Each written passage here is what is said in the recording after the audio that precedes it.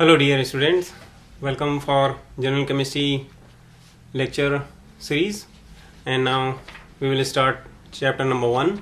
So the chapter number 1 is introduction, which is matter, energy and measurement. So this chapter comprises 7 topics, and then we will go through one by one. So after completion of this chapter number 1, you will be able to learn all these things. So let's start chapter number 1.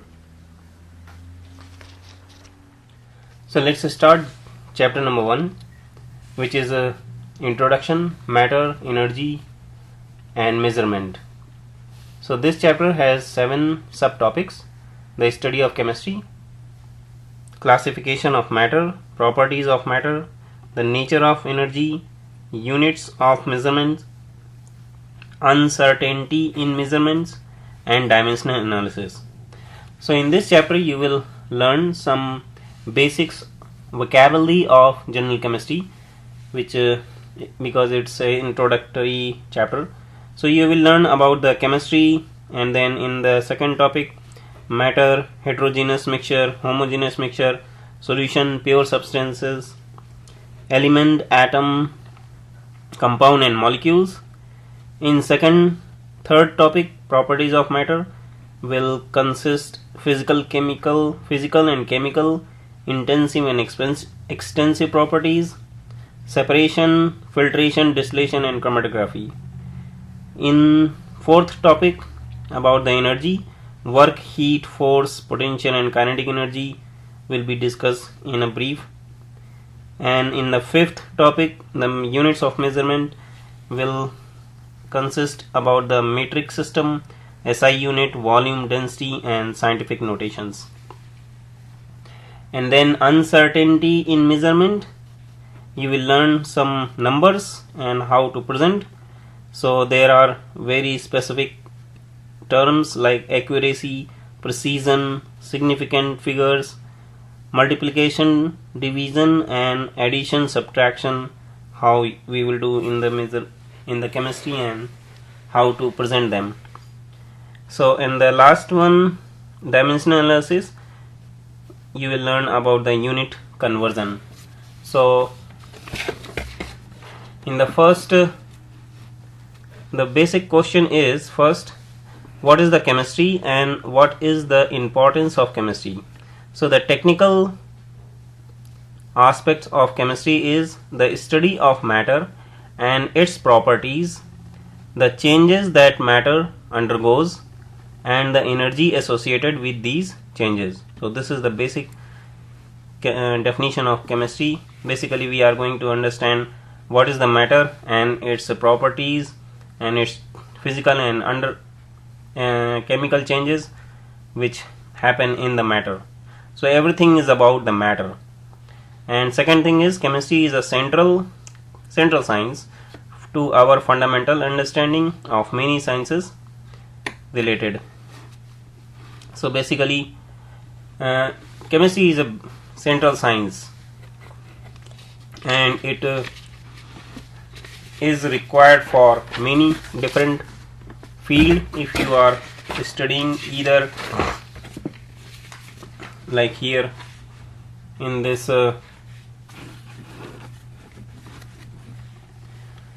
figure, if you are studying about the material or pharmaceutical drugs or education, law, computational chemistry is also there, physics, environmental, textile, if you want to learn about the textile and go in the clothing business, polymer business, forensic science, theory, nanoscience, biochemistry, developing alternative fuels, food science and medicine. So all these fields, even the other related associated fields, also require a basic knowledge of the chemistry.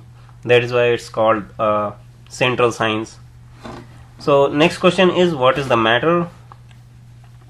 So matter is the physical material of universe, anything that occupies space and has a mass. And the matter has 3 states: One is called liquid, solid and gas. Actually there is one more state, and that is called plasma state, but we are not going to study here right now. So liquid state example is the water, any juice, milk. So this is all called liquid. Solid is ice, any wood, iron, metal, like that.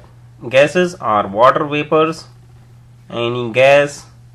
So these are the three different, and the water is the best example because you can understand all three states from the water. Water which we drink, that is in the liquid state, and if we froze that one, it is in the form of ice, which we call the solid state of water. And then if we boil the water, it goes in the vapor form, and that we can say that it is in the gaseous form. So water is in all three states. So matter can be interconverted, either liquid can go in the solid, or solid can go in the gas, or gas can go in the liquid. When we condense the gas, it becomes liquid.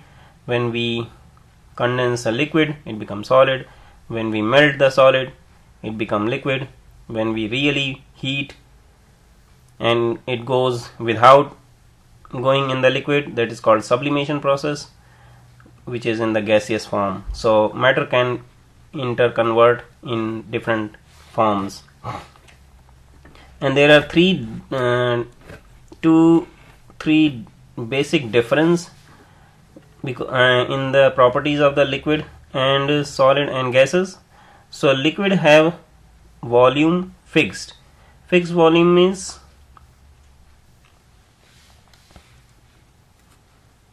whichever container you will put this one, it will take its volume. So, and then it do not have any shape, so there is no shape. And then solid has a fixed volume. Sorry, this liquid do not have a fixed volume here.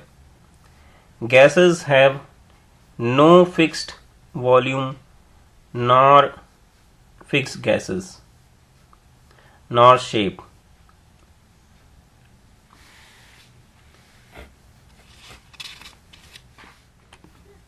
So let's go once again about the liquid. Liquid has a fixed volume in the terms of, because it depends on the container. So you can fill any container with the liquid and it will take the volume of that container, and but it do not have its own shape. Solid has both fixed volume and shape. Gases have neither, so no volume and no shape distinct. So this is the matter and how the shape will change. And then the matter has been classified based on its composition. So matter, now you have to ask, is it uniform throughout? If it is yes, then it is called homogeneous matter. For example, when we dissolve sugar in water or clean air, so you can see throughout the whole mixture will be like transparent, so that is called homogeneous matter. And if the matter is not uniform throughout, then it is called heterogeneous matter. For example, milk, you can also say milk is look like white all through, but white cannot be homogeneous, but because milk has protein, fat and water, so it's like a 3-4 things mixture, that is why it's heterogeneous. Sand in water is another example to understand the heterogeneous matter. And homogeneous mixture can be divided into further two parts. Section, does it have a variable component? If no, then it's pure substance. If yes, then again we can say still homogeneous mixture or solution. So again, for example, this one is sugar in water, or in case of solid we can also say alloy. Alloy is a mixture of two or more metals kind of in the molten form. So when all 3 or 4 metals melted and then they form a mixture, that is called homogeneous mixture or alloy. So if homogeneous mixture does not have a variable component, then it's called pure substance. For an example, salt, sugar, or pure oxygen gas or pure nitrogen gas. And further it can be divided into two parts. Can it be separated into simpler substances? If no, then it is called elements, and if it is yes, then it's called compound. So salt is a form of two elements which is called sodium and chloride. So it can be divided into further two parts. That is why salt is a compound of elements. And another example is sugar. Sugar is also a mixture of glucose, fructose, and other derivatives of glucose. So that is why this is a mixture of 2-3 different compounds. And if so, pure substance, if we cannot separate it into further simple form, then they are called elements. For an example, hydrogen element, sodium, chlorine, bromine, iron, silver, gold. So they are all elements. And elements also made up of a very simple matter that is called atom, which we will go through in the next pages. So substance, how you will define, has a distinct properties and has a composition that does not vary from sample to sample. Second, elements, how we will define. An element is a substance which cannot be decomposed to simpler substances. So for an example, hydrogen or sodium, they cannot be further divided into 2 or 3 portions. Even if you will divide the sodium, it will be component of sodium atoms. So basically sodium element is a group of sodium atoms. So you cannot break sodium into something else. And then compound is a substance or matter which can be decomposed to simple substances. Like here, sodium chloride, salt, can be decomposed into two substances like sodium separate and chlorine, chloride ion separate. So because the compound is made up of more than one element, that is why it can be further divided. So as I said, that element are made up of the building block for the elements or the atoms, and so atoms are the building block of the element, which is the basic units of the matter. So this is the all about the basic about the matter, and then classification of matters. So in continuation of the classification of matter,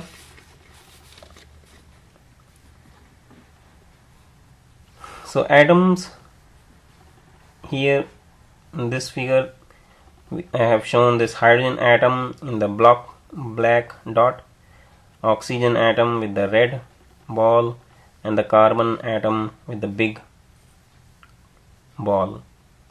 So hydrogen and oxygen are two independent atoms, but oxygen atom does not form. So just like if we say that we are taking oxygen gas, it means that oxygen gas exists in the O2 form. So O2 form means there are two atoms combine together and they form oxygen atom. Similarly, water is made up of H2O. It means there are 2 hydrogen atoms and 1 oxygen atom. Carbon dioxide have 2 oxygen and 1 carbon. So this is the representation of a compound from its elements. So like oxygen compound have oxygen elements, and water compound have 2 elements, hydrogen and oxygen. Carbon dioxide compound have 2 atoms, 2 elements like carbon and oxygen.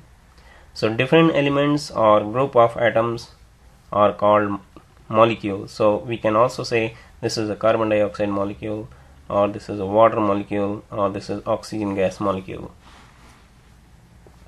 Further, there are some facts about the elements and composition.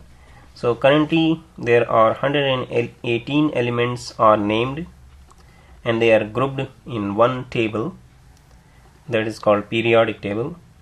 Second, only 5 elements make up 90% of the earth crust by mass, and those are oxygen, and this graph shows oxygen, silicon, aluminum, iron and calcium, and remaining other comes only 9.2%. So these 5 elements make earth crust, and only 3 elements make up 90% of the human body by mass. So oxygen, carbon and hydrogen. So these 3 elements make human body by mass. So now you can understand how very important the oxygen gas or oxygen for earth crust as well as for humans. And also it will be important for all the living animals. And then how we represent the elements. So usually chemists represent, oh, the train is coming. So chemists usually represent as symbols. Every elements have its own symbol. For an example, I said this: hydrogen is represented by H, oxygen is represented by oxygen, O, sodium is represented by Na. So now you will see that these symbols are 1 or 2 letters. The first is always capitalized. For example, sodium, and another example is like chlorine. So Cl, chlorine. Some elements are based on Latin, Greek or other foreign language names, and all the elements are arranged in a table that is called periodic table. So I will show you how the periodic table look like, but before that I want to show you this table. There are some common elements and their symbols. Carbon is represented by carbon, C, fluorine, F, capital F. So all the first element symbols will be capital. Hydrogen H, iodine I, nitrogen N, oxygen O, phosphorus P, sulfur S, aluminum A, capital and small l, bromine, capital B, small r, calcium, capital C, small a, chlorine, capital C, small l, helium H, E, lithium Li, magnesium Mg, silicon Si, and then copper is come from Cu. It's not Co because it's have some either Greek or Latin name, which is called cuprum. Iron Fe is from ferrum. Lead Pb is from plumbum. Mercury Hg from hydrogyrum, and then 2 more. Potassium is from calcium, silver is Ag, argentum, sodium, natrium, that is why it's from Na, tin, Sn is tannum. So these are the about the elements and how we will represent them.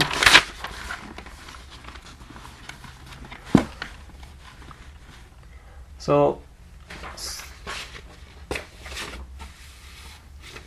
little bit more about the elements.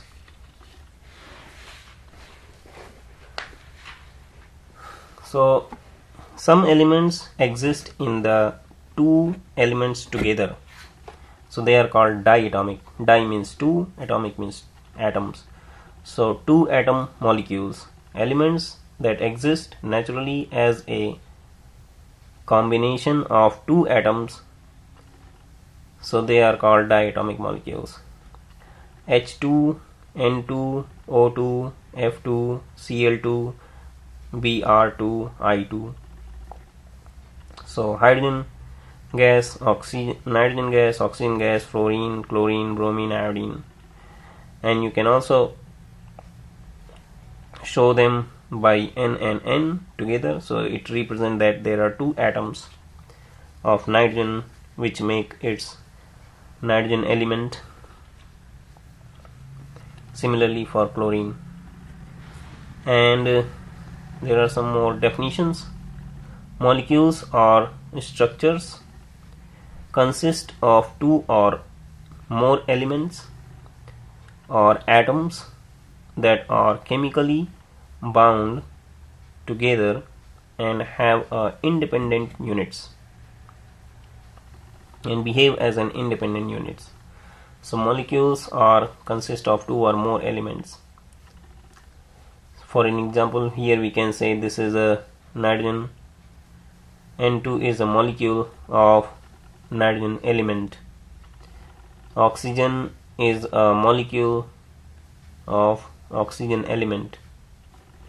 And then compounds are a combination of 2 or more elements.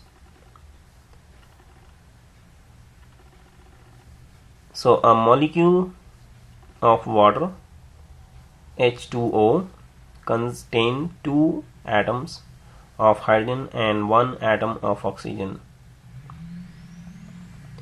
That is why it is compound, because it consists of 2 different type of elements.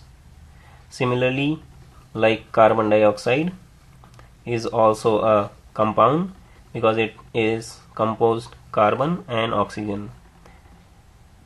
And another is C6H12O6 is a glucose, and this is also a compound of 3 different elements: carbon, hydrogen and oxygen. And one more example, C2H5OH. So this is alcohol, ethyl alcohol, and compound of ethyl alcohol, which is made up of carbon, hydrogen and oxygen. Now you can see alcohol and glucose both have same elements but in a different ratio and different form. And then there is a law comes that is called the law of constant composition or the law of definite proportion. It means compound have a definite composition. So it means that the relative number NUMBER, the relative number of atoms of each element in the compound in the same in any sample. It means if we will take ethyl alcohol, so every element of alcohol will remain same the ratio of atoms will remain same. Every molecule of glucose will contain exactly same ratio of carbon, hydrogen and oxygen.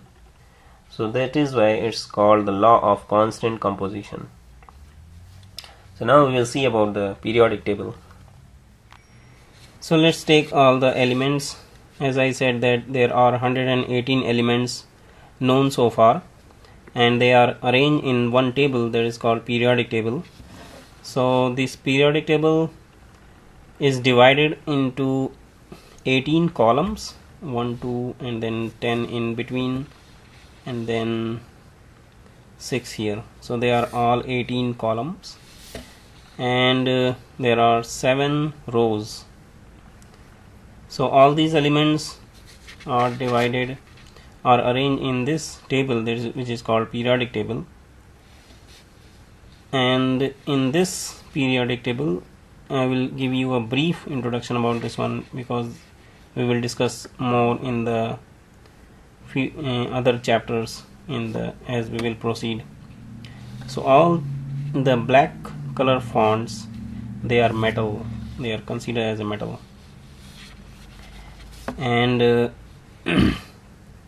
red fonts are the non-metals, like this hydrogen, and this side carbon, nitrogen, oxygen, hydrogen, fluorine, chlorine, bromine, iodine, and then the last column element is called inert gases, and they are all considered as a non-metals. There are some elements, they are in between the metals and non-metals, like these gray box elements. So they are called metalloid because they have a property of metals as well as non-metals. And there are only 2 elements, which is called mercury, this Hg, and the bromine. Only these 2 exist as a liquid. So mercury is the only liquid metal and bromine is only liquid non-metal. And then there are, so the first and second A group metals are called alkali metal and alkaline earth metals, and this area is non-metals, and this in between is called transition metals. And then there are 2 series. One is called Lanthanide series. It starts from here 57, 58 from, so it's like this one. So from 58 till 71. And then another series is called Actinide series, which is start from 90 to 103 atomic number. So right now you need not to memorize this table, but slowly you will understand how these elements are arranged. And you can see some elements have single alphabet symbol, some have double, and then in your book on the first cover page there is also periodic table, and they have full form, full name of each symbol, so you can look at your periodic table as well from the book. So this was a brief introduction about the periodic table. Let's continue our chapter 1.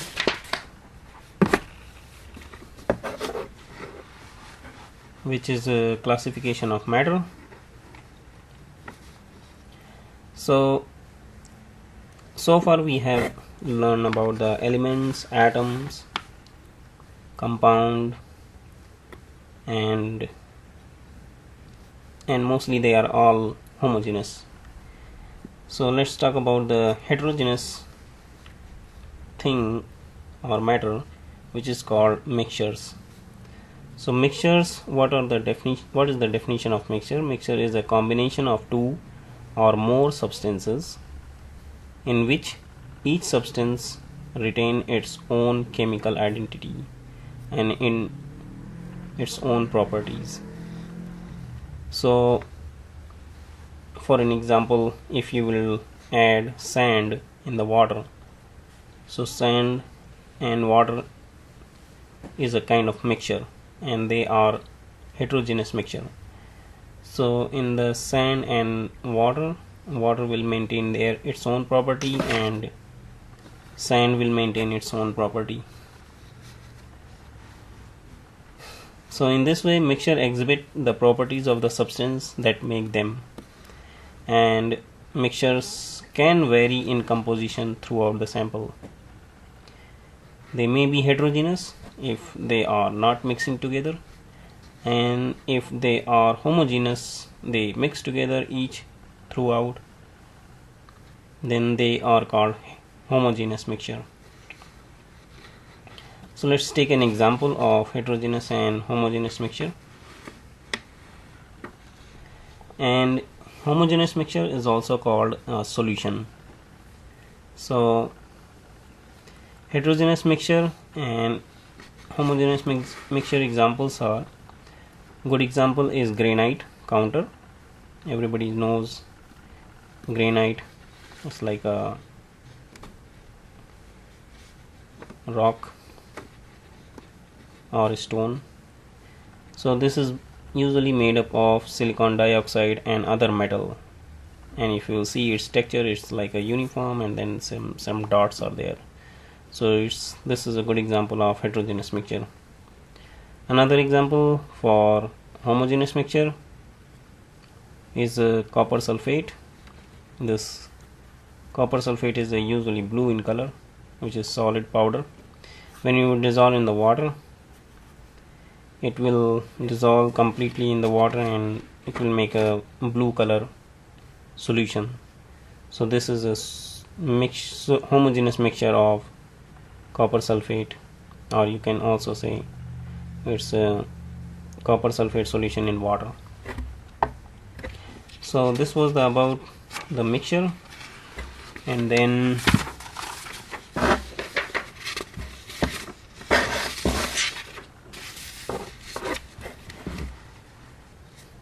let's see how you can distinguish elements, molecule, compound and mixture if we can symbolize them. So in the summary of matter, matter is anything that has a mass and take up space. So if in this box there are 1 2 3 4 5 red balls is showing, it means it is showing atoms of an element.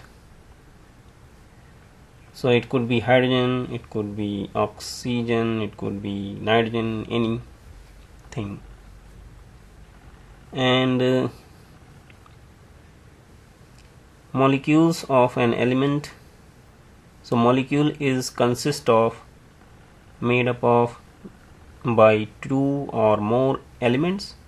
That is why these balls are 2 balls are together. It means if they are 2 elements together and making a molecule, that is called diatomic molecule. Di means 2, so they are diatomic.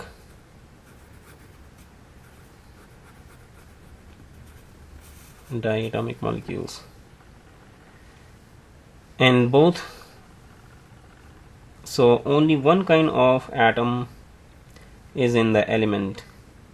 So is the diatomic molecule we have already discussed about, like nitrogen gas, oxygen gas, hydrogen gas, chlorine gas. So they are all 2. And in hydrogen gas there will be same type of atoms and same type of elements of hydrogen will be there.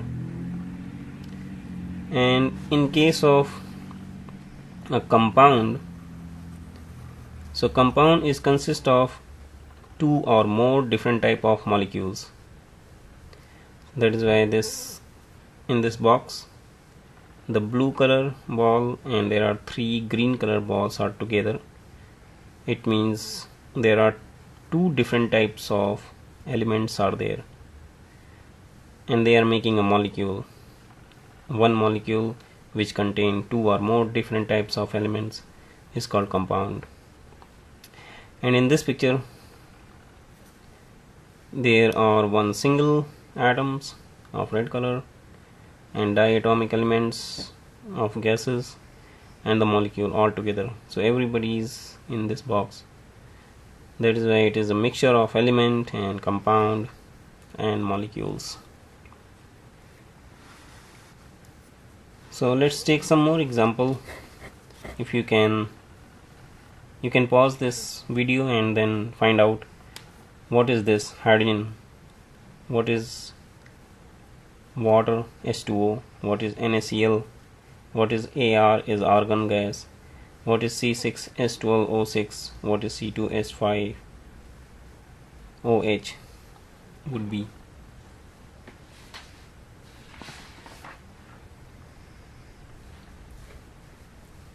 So you can figure it out by pausing this video and then I will explain it.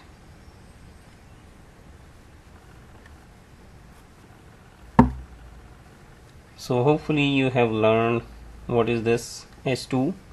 So H2 is a diatomic molecule. Diatomic molecule. Water H2O. So diatomic means there are two hydrogen atoms or making one molecule of hydrogen gas, and H2O is a compound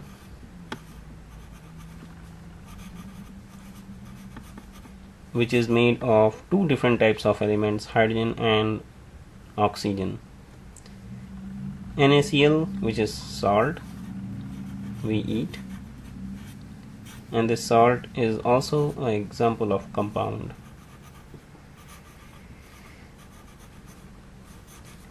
What is Ar? Ar is as I have shown in the periodic table at the last right corner, the column have argon. This is called argon gas, and argon gas, this is an inert gas. So this is atom which is single inert molecule, don't react. This C6H12O6 is a glucose,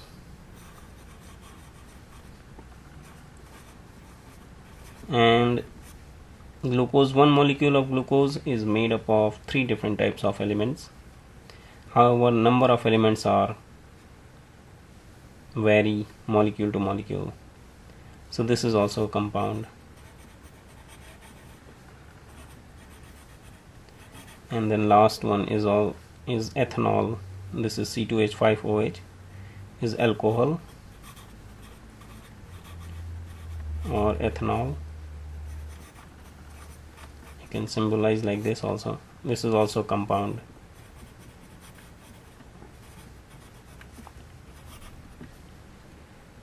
So I hope you understand how to distinguish elements, atom, elements, molecule and mixture. So let's take one more question related to this topic. So there are 4 boxes in this question number 1. Black ball independent, without any color, white ball 2 together, and then this is the third box which have mixture of 2 different elements and then individual also, and then this box. So the question is, which of these atomic and or molecular views represent pure substance? So pure substance means it must not be a mixture. Pure substance means it could be an element, it could be an atom, or it could be an compound or molecule, but it cannot be atom, molecules or compound together. So you can figure it out what would be the best answer here. Answer A have 1 and 3, answer B 2 and 4, answer 3 1, 2 and 4, 1, 2 and 4, and answer D is second, third and fourth. So which option will fit best here? You can figure it out by your own.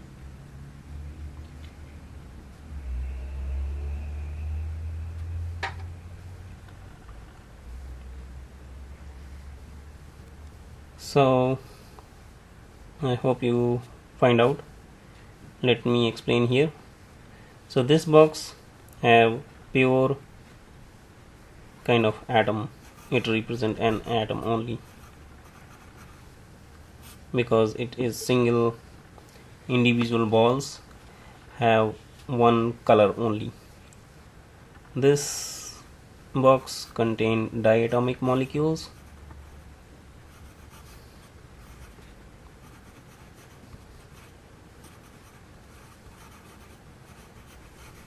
So this is kind of also pure substance. This is pure substance. This is pure substance. Here you can see this individual two balls represent atom. This is diatomic molecule which have two different elements. This is compound which have one type of elements, and this is compound which have two types of elements. So here you have atom, diatomic molecules,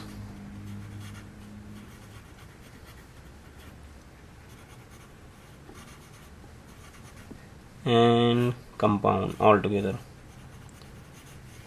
So this cannot be